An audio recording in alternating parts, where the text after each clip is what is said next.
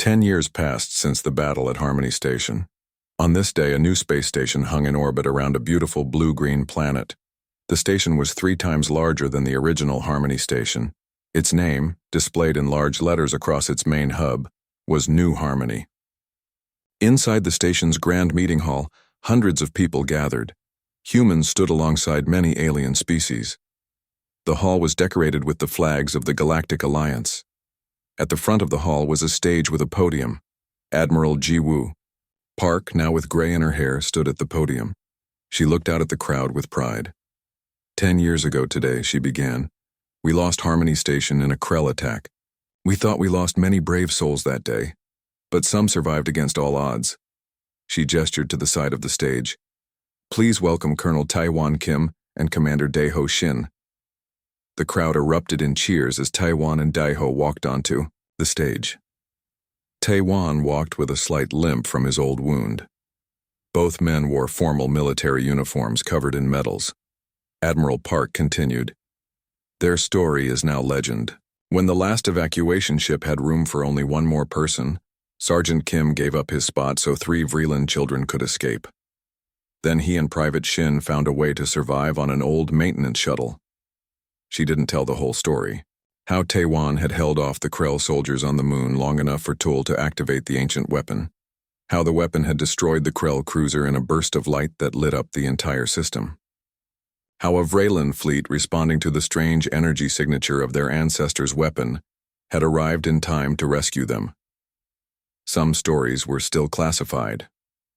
Today, Admiral Park said, we honor not just their survival, but what their actions represent. The best of humanity. She turned to Tae-won. Colonel Kim, would you like to say a few words? Tae-won stepped forward to the podium. He was older now, with lines around his eyes, but he stood tall and strong. I am not good at speeches, he began simply. On that day, I did what anyone would have done. 3 children needed to live, that was all. The crowd was silent, hanging on his every word. But something happened that day that I didn't expect, Tae-won continued. Those 3 children, they're here today. He gestured to the front row where 3 young adult Vreelands stood. Their skin glowed a soft gold color. They wore the formal robes of Vreeland diplomats. Sue, Bom, and Yul, Tae-won said with a smile, no longer children but ambassadors of their people.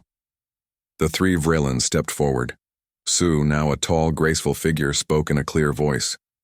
10 years ago, a human soldier gave up his place on an evacuation ship so that my siblings and I could live.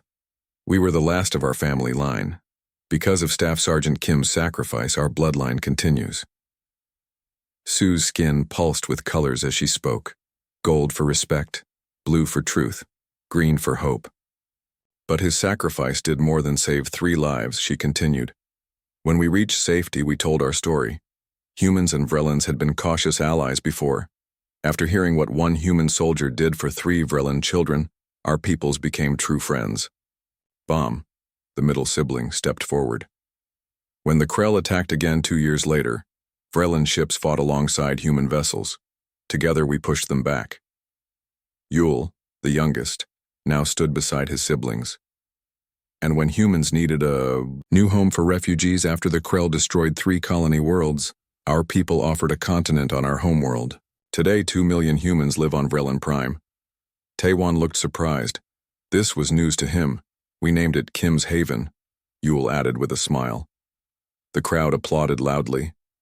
Tae-won felt his eyes grow wet. Admiral Park returned to the podium. Colonel Kim's actions that day changed the course of history, not just for saving 3 lives, but for what it meant for our alliance with the Vreeland people. Today, we are stronger together than we ever were apart. She unveiled a large plaque on the wall. It showed an image of the original Harmony Station, with the words, in honor of those who gave everything so others might live. Their courage lights our way forward. After the ceremony, Tae-won found himself standing with Sue, Bom, and Yul in a quiet corner of the reception hall. You've grown so much, he said, smiling at them. I almost didn't recognize you. But we recognized you, Sue said. We always will. We have something for you, Bom said. He held out a small crystal that glowed with a soft light. What is it? Taewon asked. A memory crystal, Yul explained. Our people use them to store important memories. This one contains our memory of that day, when you gave up your place for us. Taewon took the crystal carefully. Thank you. I will treasure it. There's something else, Sue said. Something we never told anyone before today. The three siblings looked at each other, then back at Taewon. Our race is telepathic, Sue explained. Not like mind readers in human stories, but we can sense the hearts of others when we touch them. When you handed me your emergency beacon, she continued, I felt your heart. I felt your fear of dying, your love for your family back home, your hopes for your future, and still you chose to stay behind. Taewon was silent, remembering that moment. That is why our skin turned gold, Baum added. It is a color our people show only rarely, when we witness true selflessness. Our people have a saying, Yuli said. The greatest strength is not in arms or technology, but in the will to place others before oneself. Sue nodded. We always thought we understood this, but that day, you taught us what it truly means. Across the room, a group of children played together. Human children with Vreeland children, their skins glowing with happy yellows and oranges. Look, Taewon said, pointing to the children. That is the real victory. Daeho joined them, limping, slightly on his old injured leg. Who would have thought that day would lead to this, he said. Not me, Taewon admitted. I just wanted 3 children to live. Sometimes, Sue said wisely, the greatest changes start with the smallest acts of kindness. Later that evening, Taewon stood alone at the large viewing window of New Harmony Station. The stars looked peaceful from here, just as they had 10 years ago on the original station, but now he saw them differently. Beautiful view, isn't it? A voice said. It was Admiral Park joining him at the window. Yes, Admiral, Taewon replied. Much better than last time.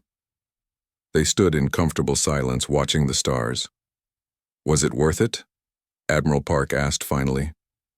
All you went through? Taewon thought about the 3 Vreeland ambassadors, about the human colony on Vreeland Prime, about the children playing together without fear. Yes, he said simply. It was worth it.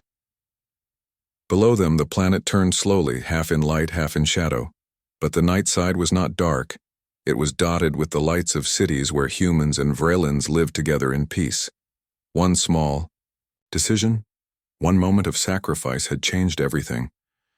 And somewhere out there, beyond the stars they could see, the Krell had learned a lesson about humanity, that its greatest strength was not in weapons or technology, but in the heart of a single soldier who gave up his place so that 3 alien children could live.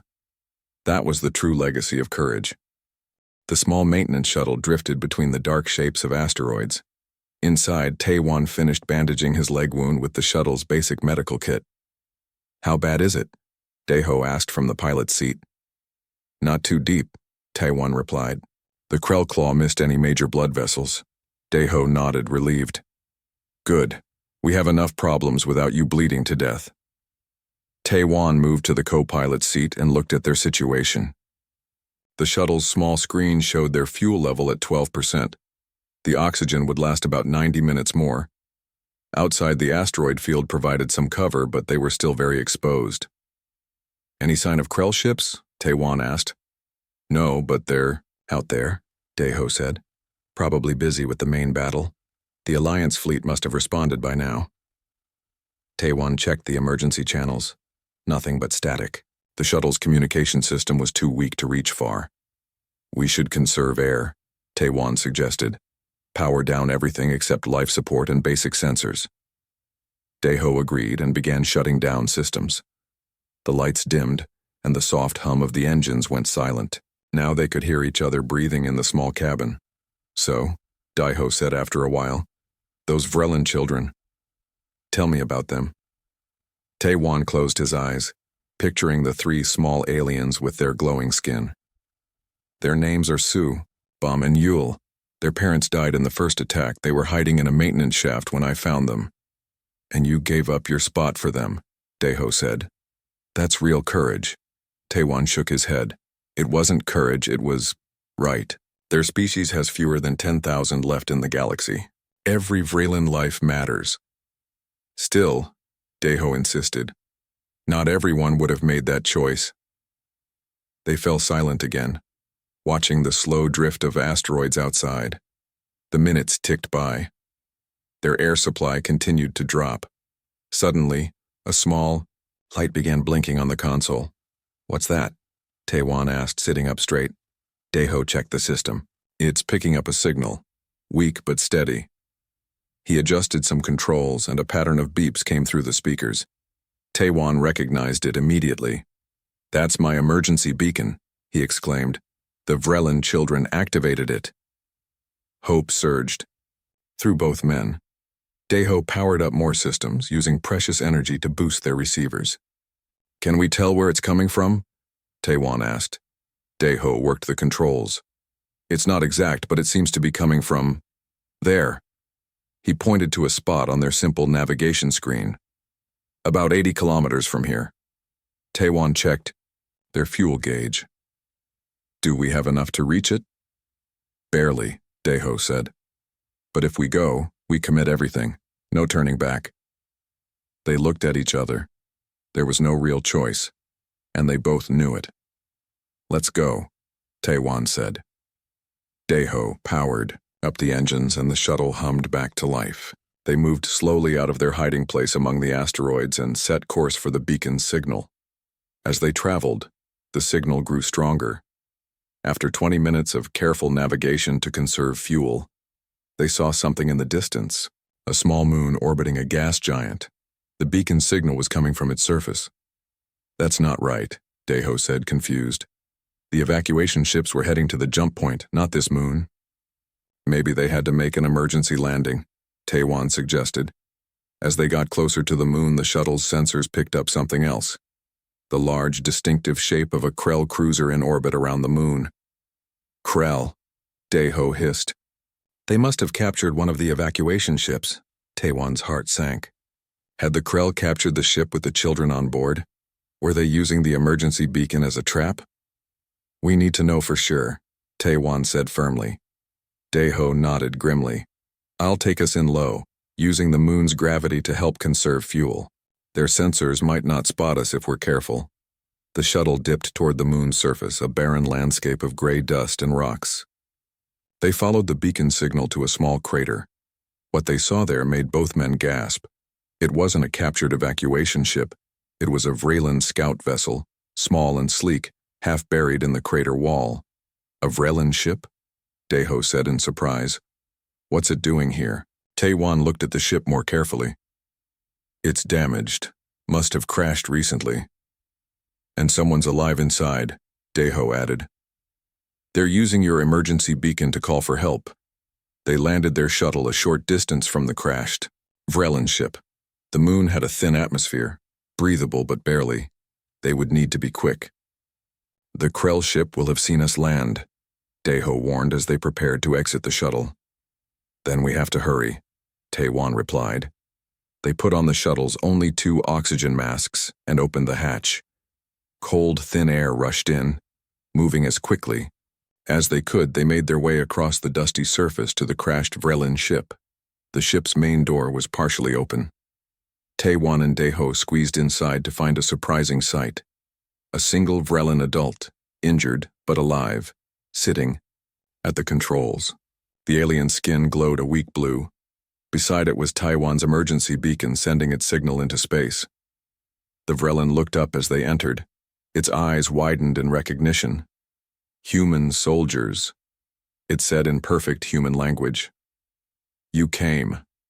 We heard the beacon," Taewon explained. "Are you alone? What happened?" "I am Tool, science officer," the Vreeland said weakly. "I was studying this moon when the Krell attacked. My ship was damaged and crashed here."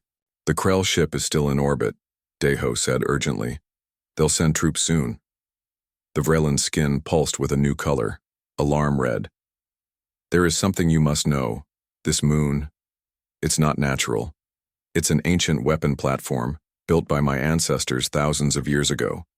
Taewan and Daeho exchanged shocked looks. A weapon? Taewan asked. Yes, Tool confirmed. That is why the Krell came. They seek to control it. If they succeed, many worlds will fall. A loud boom shook the crashed ship. Through a viewpoint, they saw a Krell landing craft touching down less than a kilometer away. They're here, Daeho said grimly. Tool's skin glowed with determination. I can activate the weapon system, but I need time. It was designed to destroy Krell ships. Taewan made a quick decision. Daeho, help Tool with the weapon. I'll slow down the Krell. That's suicide, Daeho protested. Maybe, Taewan admitted. But if that weapon can stop a Krell cruiser, it's worth it. Think of how many lives it would save. Before Daeho could argue further, Taewan grabbed a Vreelan energy pistol from a storage locker and headed for the door. Taewan, Daeho called. After him. The children made it. Your sacrifice wasn't for nothing. Taewan paused and nodded. I know. Then he was gone, moving across the moon's surface toward the approaching Krell. Daeho turned to the injured Vreelan. What do we need to do? Tool pointed to a panel beneath the main controls. Help me reach the activation chamber below. My people built this weapon to respond only to Vreelan touch, but I am too weak to go alone. Together they opened the panel, revealing a ladder leading down into darkness. As they descended, lights activated automatically, illuminating a vast chamber filled with technology far more advanced than anything Daeho had seen before. In the center stood a crystal column pulsing with soft light. The control heart, Tool explained. Place me before it. Outside, Taewan took position behind a large rock formation. He could see 6 Krell soldiers advancing from their landing craft, their black exoskeletons standing out against the gray landscape. He adjusted his grip on the Vreelan energy pistol and prepared for the fight of his life. Back in the ancient chamber, Tool placed his hands on the crystal column. It began to glow brighter, responding to his touch. The entire moon seemed to hum with awakening power.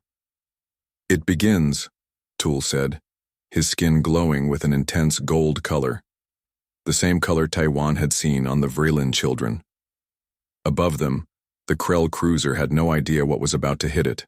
Taewan and Daeho moved as fast as they could through the dying station.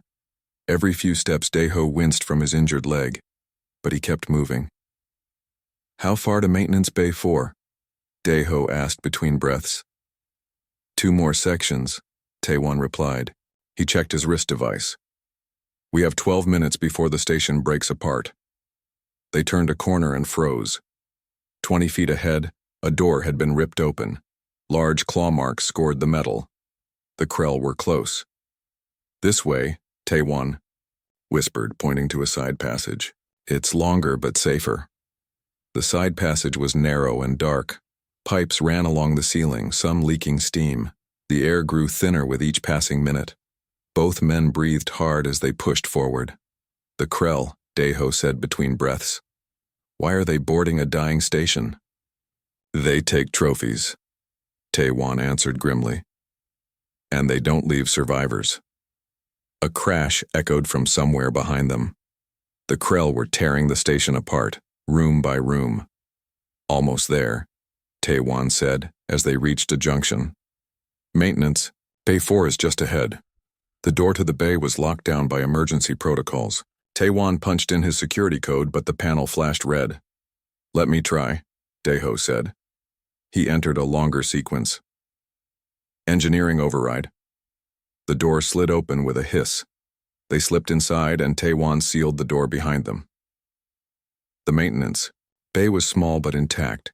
Tools lined the walls and spare parts filled storage bins. And there in the center of the bay sat their hope, an old maintenance shuttle.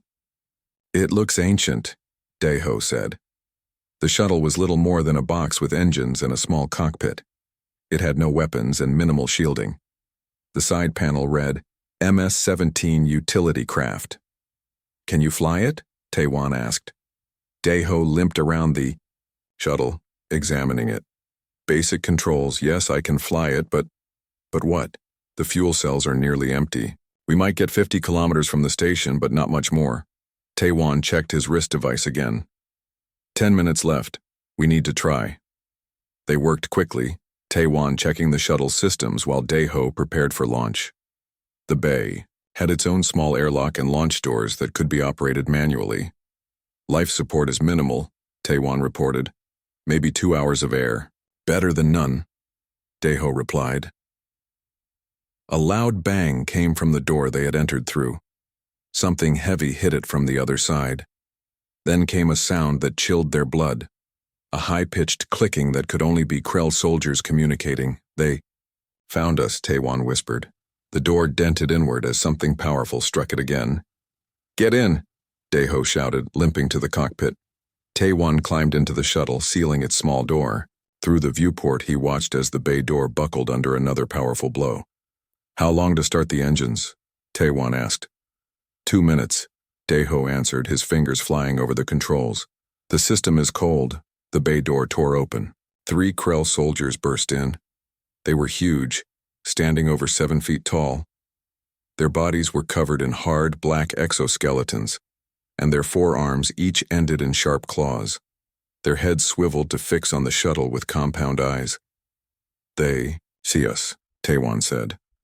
The lead Krell raised what looked like a weapon.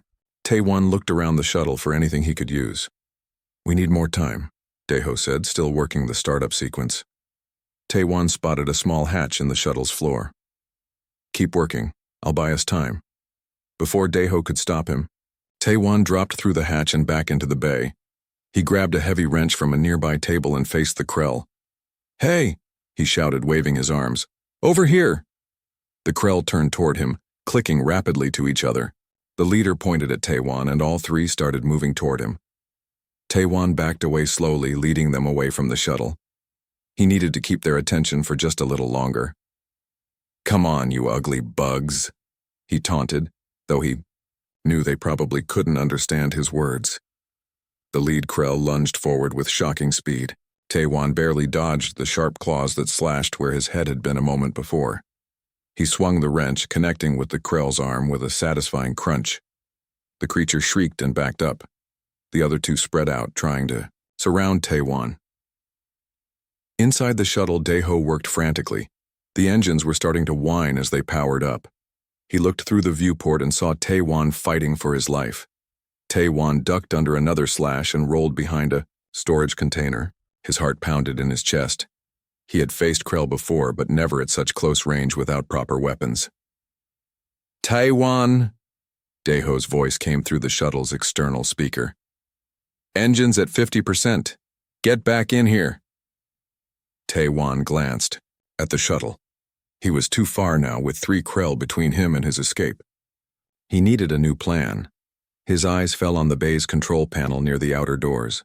If he could open the bay doors manually, the sudden decompression might buy them time. Taewon made a dash for the control panel. A Krell soldier cut him off, slashing at his leg. Taewon felt a burning pain as the claws tore through his uniform and into his flesh. He stumbled but kept moving. Reaching the panel, Taewon smashed the emergency release with his wrench. Red warning lights flashed, and a siren wailed. A computerized voice announced, "Warning! Bay decompression in 10 seconds." The Krell soldiers looked up in confusion at the flashing lights. Taewon used their distraction to make a desperate run back toward the shuttle. Blood streamed from his wounded leg, leaving a trail behind him. 5 seconds to decompression, the computer voice warned. Taewon reached the shuttle and pulled himself up through the still open hatch. Daeho reached down and helped haul him inside. "Close it," Daeho shouted. Taewon slammed the hatch shut, just as the countdown reached 0. The bay doors slid open, exposing the room to the vacuum of space. Everything not bolted down, including the Krell soldiers, was sucked toward the opening. The shuttle rocked as the air rushed out around it. Through the viewport, Taewon watched the Krell soldiers claw desperately at the floor before being pulled out into space. "Launching now," Daeho said, pushing the throttle forward. The shuttle's engines roared to full power. It lifted off and shot through the open bay doors into space. Behind them, Harmony Station continued to break apart. Taewon slumped in his seat, finally feeling the pain of his wounded leg. We made it. Don't celebrate yet, Daeho said grimly. We're low on fuel, low on air, and there's no one left to rescue us. Through the shuttle's rear viewport, they watched as a massive explosion tore through Harmony Station's core. The once proud structure split apart in a blinding flash of light. Where to now? Taewon asked, tying a piece of cloth around his bleeding leg. Daeho checked the shuttle's scanners. The evacuation ship's headed for the jump point to reach Alliance space. That's too far for us with this fuel. Taewon nodded slowly. So we wait to die? No, Daeho said firmly. We're soldiers of the Galactic Peacekeeping Force. We find a way to live. He adjusted their course slightly. There's a small asteroid field nearby. We can hide there, conserve power and air, and hope someone comes looking. Who would look? Taewon asked. Everyone thinks we died on the station. Daeho smiled. You gave your emergency beacon to the Vrelin children, right? If they activate it, rescue ships will come to this sector. Taewon looked out at the stars. Somewhere out there, 3 small aliens carried his emergency beacon. 3 lives he had saved by giving up his spot. Was it worth it? As he thought of their glowing skin changing from fear purple to that strange golden color, he knew the answer. Yes, he said. It was worth it. The small shuttle limped toward the asteroid field as behind them, the last pieces of Harmony Station burned against the blackness of space. The floor of Harmony Station shook again. Pieces of ceiling fell around them. Taewon looked at the 3 Vrelin children, then at Captain Park. 1 adult human, or 3 small Vrelin children, he said quietly. Captain Park nodded, her face grim. She understood what Taewon was thinking. We need to board now, Commander Kang called out. The last evacuation ship waited, its doors open. Inside, scared faces watched, wondering who would get the final spots. Just then, Jun Choi, a civilian engineer, ran up to them. His face was covered in soot, and blood ran from a cut on his forehead. The main support beams in Section 7 just failed, Jun reported. We have less than 30 minutes before total structural collapse. Everyone move, Captain Park ordered. Board now. People rushed forward. Taewon gently guided the 3 Vrelin children toward the ship. Little Yule stumbled again, and Taewon picked him up. The child's skin glowed a mix of fear purple and trust green. It's okay, Taewon whispered. You're going to be safe.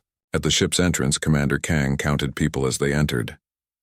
17, 18, 19. He looked at the remaining people, Taewon holding Yule, with Sue and Bomb beside him, and 2 other civilians. We have space for 1. More adult, Commander Kang said. The 2 civilians looked at each other, then at the Vrelin children. Take the kids, one of them said. I'll stay. No, Taewon said firmly. You 2 go. I'll stay with the children. Sergeant Kim, Captain Park began, but Taewon had already made his decision. The 3 children count as 1 adult in life support needs, Taewon said. Take them instead of me. Captain Park wanted to argue, but another explosion cut her off. A support beam crashed down at the far end of the evacuation bay. Time was running out. The children go, Taewon insisted. That's my decision. The 2 civilians quickly boarded the ship. Taewon knelt down in front of the 3 Vrelin children. You're going on this ship, he told them. Your people need you. Your species is rare in our galaxy, and every Vrelin life is precious. Sue, the oldest, looked at him with large, shimmering eyes. But what about you? Taewon smiled. I have a different job to do here. He handed the children to Dr. Minji Yoon, the ship's medical officer who stood at the entrance. Take good care of them, Taewon said. Dr. Yoon nodded solemnly. I will, Sergeant. Captain Park stepped forward. Taewon, this is not an order. You can still come. Taewon shook his head. With respect, Captain, they need the spot more than I do. Captain Park's eyes shone with tears she wouldn't let fall. The Vrelin are down to fewer than 10,000 in the whole galaxy after the plague that hit their homeworld. You're saving more than just 3 lives, I know, Taewon said. The station rocked violently. Warning sirens blared louder. Final boarding. Doors closing in 30 seconds, Commander Kang announced. Captain Park placed her hand on Tae-Wan's shoulder. Find a way to survive, Sergeant. That's an order. Yes, Captain, Tae-Wan said, though they both knew the chances were slim. Tae-Wan took his emergency beacon from his pocket and handed it to Sue. Keep this safe, he told the child. Sue's small hands closed around the device. The Vrillin child's skin glowed with a new color Tae-Wan had never seen before. A deep, solemn gold. We will remember, Sue said in perfect human language. The ship's doors began to close. The last thing Tae-Wan saw was the 3 children standing at the window, their skin glowing that same golden color. Then the doors sealed shut. Tae-Wan stepped back as the evacuation ship's engines fired up. Through the large bay windows, he watched as the ship pulled away from the dying station, joining the distant points of light that were the other evacuation ships. Alone now, Tae-Wan took a deep breath of the thinning air. The station groaned around him like a wounded animal. He had perhaps 20 minutes before it broke apart completely. No time to feel sorry for yourself, Kim, he muttered. He needed to check if anyone else had been left behind. Tae-Wan made his way through the damaged corridors toward the command center. Most of the lights were out now, and emergency red lighting cast eerie shadows. He passed broken windows that looked out into space, now sealed by emergency force fields that flickered dangerously. In the mess hall, tables and chairs lay scattered like toys. Food preparation units sparked and sizzled. Tae-Wan found a working water dispenser and quickly drank his fill. He wouldn't last long, but he would use whatever time he had left to search for other survivors. As he approached the command center, Tae-Wan heard a faint sound. Someone was coughing. He followed the noise and found a figure slumped against a wall in a side corridor. "Hello, are you hurt?" Tae-Wan called out. The figure looked up. It was another soldier, Dae-Ho Shin. His leg was trapped under a fallen support beam. "Sergeant Kim?" Dae-Ho squinted through the dim light. "I thought everyone evacuated." "Not everyone," Tae-Wan said, kneeling beside him. "What happened?" "I was helping civilians to Evacuation Bay 1 when this fell." Dae-Ho pointed to the beam. "I told the others to go on without me." He coughed again. "The air's getting thin." Tae-Wan examined the beam. "Let's get you free." Together they pushed and pulled until Dae-Ho's leg came free. It wasn't broken, but badly bruised. "Can you walk?" Tae-Wan asked. Dae-Ho tested his leg and winced. "Slowly." "Then let's move slowly," Tae-Wan said, helping him up. "We need to reach the command center. Maybe we can find something useful there." As they limped through the corridors, Dae-Ho asked, "Why are you still here, Sergeant? Did you miss the evac too?" Tae-Wan was quiet for a moment. "There were 3 Vrillin children. The final ship had space for either me or them." Dae-Ho nodded slowly, understanding. "You're a good man, Sergeant Kim." They reached the command center, to find it in ruins. Screens were shattered, and control panels sparked. But one small emergency console still functioned. "Let's see what's still working," Tae-Wan said, sitting at the console. Most systems were offline. Life support was failing fast. The station's main reactor would go critical in about 15 minutes. "Any good news?" Dae-Ho asked, leaning against the console. Tae-Wan was about to say no when he noticed something on the station schematic. "Maybe. Look at this." He pointed to a small blinking light on the station map. "Maintenance Bay 4 still has power," Tae-Wan said. "And if I remember correctly, there's an old maintenance shuttle docked there," Dae-Ho finished. "It's barely more than an engine with a cockpit, but it might fly." Tae-Wan stood up. "It's our only chance." Just then, a new alarm sounded. The console flashed a warning. "Alert. Unknown vessels docking at Bay 6. Tae-Wan and Dae-Ho looked at each other. "Krell boarding parties," Dae-Ho said. "They're coming to make sure nothing is left." The station shuddered again. A deep groaning sound echoed through the corridors. "We need to move," Tae-Wan said. "Now we have 2 problems. A dying station and Krell soldiers. They made their way toward Maintenance Bay 4, moving as quickly as Daho's injured leg would allow. Behind them, they heard distant sounds of Krell troops entering the station. The race against time had begun. Staff Sergeant Taewon Kim stood at the large viewing window of Harmony Station. The stars looked peaceful from here, but Taewon knew better. After 8 years with the Galactic Peacekeeping Force, he had seen how quickly peace could turn to war. Beautiful view, isn't it? Captain Jiwoo Park walked up beside him. She was his commanding officer, but also his friend. "It is, Captain," Taewon said. "Too bad we're here because of trouble." Harmony Station hung in space at the edge of what humans called the Outer Rim. It was built 5 years ago as a place where humans and aliens could work together. Now it sat too close to disputed space, with reports of Krell ships moving in the area. "Latest security report?" Jiwoo asked. "All quiet so far," Taewon said. "The station's 2,000 people are going about their day, half human, half various alien species." Jiwoo nodded. "Good. Keep the patrols going. I don't trust the quiet." After she left, Taewon watched a group of small aliens with light blue skin walk by. They were Vrelin children, their skin giving off a soft glow that changed color with their feelings. Right now, they glowed happy yellow as they played. The Vrelin were peaceful people who had joined the Galactic Alliance just 10 years ago. Taewon smiled at them, then continued his patrol through the curved halls of the station. He passed the medical bay where Nari Lee, the human doctor, was teaching a Vrelin helper about human medicine. "Sergeant Kim?" Nari called out. "Still coming by the medical bay tomorrow to help with the supply count?" "Yes, doctor." 0800 hours, Taewon answered. He walked on, checking each section of the station. The circular design of Harmony Station meant his patrol route took him past homes, shops, schools, and work areas. Humans and aliens lived side by side here. Taewon had just reached the engineering section when the first explosion hit. The blast threw him against the wall. Alarms began to scream throughout the station. Red emergency lights flashed on. His radio crackled to life. "All security personnel, battle stations." Captain Park's voice was steady but urgent. "We are under attack. Repeat. Harmony Station is under attack." Taewon pulled himself up and ran toward the command center. Through the windows, he saw them.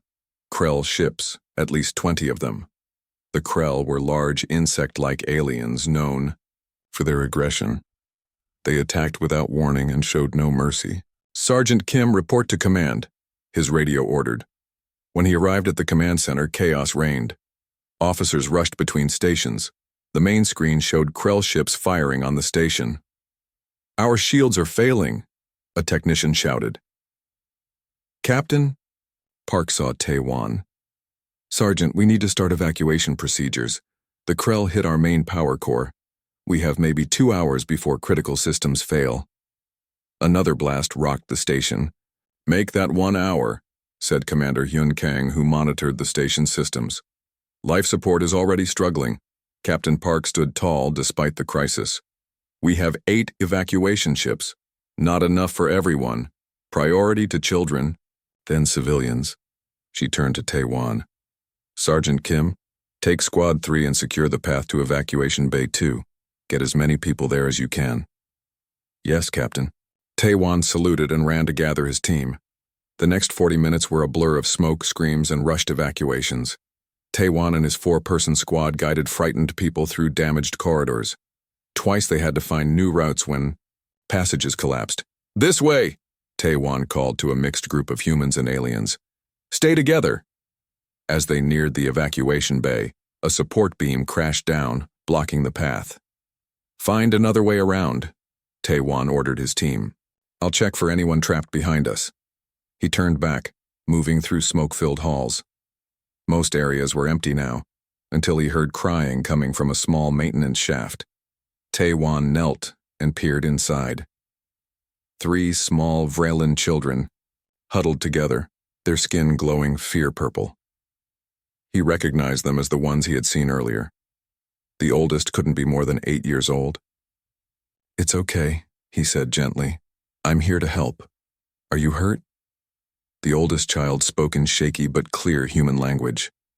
"Our parents," They were in the garden section when the first blast hit. We ran like they told us, then hid here. Taewon's heart sank. The garden section had been completely destroyed in the first attack. I'm Sergeant Kim. What are your names? I am Sue, said the oldest. These are my siblings, Bom and Yul.